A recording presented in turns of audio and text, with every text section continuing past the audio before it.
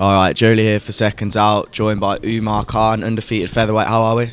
All good, bro, man. What about yourself? Yeah, all good. 2-0, looking to make it 3 this weekend. Not so long since you've been out as well, just ticking along, and pro career is well underway at the moment. Yeah, that's it. Just gotta keep the momentum going. Just gotta keep getting the wins, and that's it. Just taking it step by step, really. How have you been working day in, day out in the gym? Obviously, winter's coming now. This is the tough period of the year. Now, obviously, I don't train in England. I train in Spain. So there the weather is it's cold there now, but it's not this kind of cold, bro. This cold is crazy, man. But that's it. It's just normal, just grinding, working hard, and that's it, really. Yeah, you were doing the interview with Queensbury, and I literally saw, I didn't even realise, if you speaking now, there's literally smoke coming out your mouth. I remember in our last interview you saying how you're in Spain. Is that 100% of training camp? Yeah. So I kind of grew up there when I was young as well, so it's like second home to me there. Yeah, that's crazy. I remember you saying, but I just assumed obviously there would still be bits and bobs that you do here. What do you do on fight week then? Obviously, I presume you're staying in England till the fight. So I flew back on Friday night with my coach, and now we're just taking over. We're training in Hoddesdon ABC. So Hamza's training there as well, and that's it. Just taking over. Is it easy to find sparring in Spain? You know, that's the thing. Everyone thinks it's hard, but there's loads of English fighters out there. There's loads of English fighters, Mexicans. Look, there's a world champion there as well now, my weight as well. Do you know what I mean? So I'm lucky. Do you know him, Kiko? I don't know him personally. I've met him before, but he lives about an hour away from me. But it'd be good to get some rounds with him. Yeah, that's crazy. I mean, I presume you were watching the fight. What did you make of that? Kiko Martinez stopping Kid Galahad. Honestly, it was crazy. I didn't believe it because the first 6 rounds, Kid Galahad kind of dominated it. But I think he switched off for a slight second, and I think that just proves that at world level, well, not even at world level, at any level, you can't switch off. You can't switch off. Definitely. Where do you think Kid Galahad has to go from here? I think if they get the rematch, I think he beats him. I think he beats him if he gets the rematch. It was. I felt sorry for him, man. It was sad, but I think in a rematch he definitely beats him.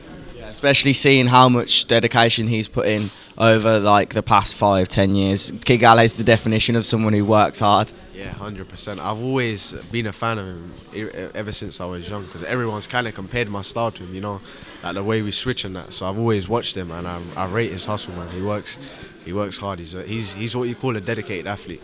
So it's sad to see. As for Kiko Martinez, do you think he can retain that belt and fight someone and beat them? I think maybe Zelfa Barrett if he gets a win. I think they're gonna have a rematch, but if he does, I think Kid destroys him this time. Yeah. What do you think about the rematch clauses? Because I know you just mentioned how you feel kind of bad for Kid Galahad and he puts in the work, but it was a victory and there was no contention. There wasn't a contentious decision where maybe Kid Galahad could have got a win. No, he got knocked out clean. Do you think there should be a rematch? I feel like he deserves a rematch. I don't know if there's a rematch clause or anything, but I feel like he definitely deserves a rematch. But he deserves it. He does deserve it. But to be honest with you, with boxing and rematches, everyone deserves a chance to run it back. But obviously it depends. Obviously when you win, you've got that advantage where you can decide you're the boss now. Do you know what I mean? So obviously it's better to just win and then.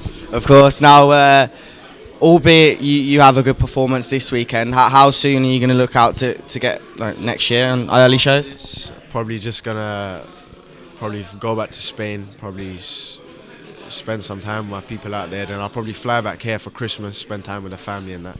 And then next year we're straight back on it. But now I kind of want to get 3-4 fights a year, because I don't want to rush things. Everyone forgets I'm only a baby. I'm only 19. So I don't want to rush. Just got to take things step by step. Obviously, Bilal Ali. Yeah. What did you make of? Obviously, he won a couple of weeks back, but obviously taken a loss early in his career when people didn't expect him to. Do you kind of take that into consideration, and that helps you stay focused? No, 100%. Obviously, I'd rather not take a loss, but if you take a loss, you take a loss. Do you know what I mean? It's about the way you deal with it. You got to deal with it like a man.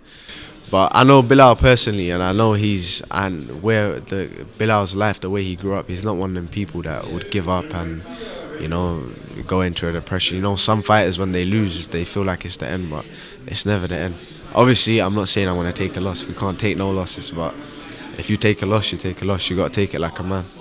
Was that kind of a wake-up call, obviously being close to me, if he's your friend, did that kind of wake you up in a sense as well, like you got to be switched on all the time? Yeah, 100%.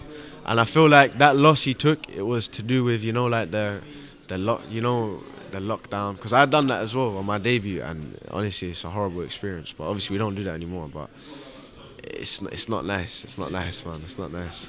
But fighting on the Prospect show recently as well, that was obviously good and just onwards and upwards for yourself. Yeah, 100%. Obviously, that was my first time in front of a crowd as well as a pro, so it was a buzz, man. I enjoyed it. And obviously this weekend we got Hamza fighting as well. So and obviously we're family, so we got the same fan base. So it's kind of like a double bubble. You know what I mean? So how does that fight go? Hamza's gonna destroy him. He's gonna destroy him. Now, honestly, it's not an easy fight, but I know Hamza, and I know what he's been doing in the gym, and I believe in him. We'll look forward to it. I just want to ask your prediction on the main event, last one. Everyone's been asking me this, but obviously I'm with Anthony Yard because he's from London, and I know him personally as well. He's a very, very good guy, and it's one of them fights. It can go either way. I think it's going to be all about strategy. Whoever has the best strategy, corners, I think it's those fine little details that are going to define the fight. Obviously, unless there's a, you know, with Yard, he's got what's the word? Fighting in power. So obviously that could definitely come into play as well. But they both had fighting in power, so we'll see how it goes. Yeah, of course. Well, first and foremost, obviously, best of luck to yourself, and obviously, if all goes well, you can be sitting back watching that fight as well. So yeah, thanks for speaking to Seconds Out. Nice one.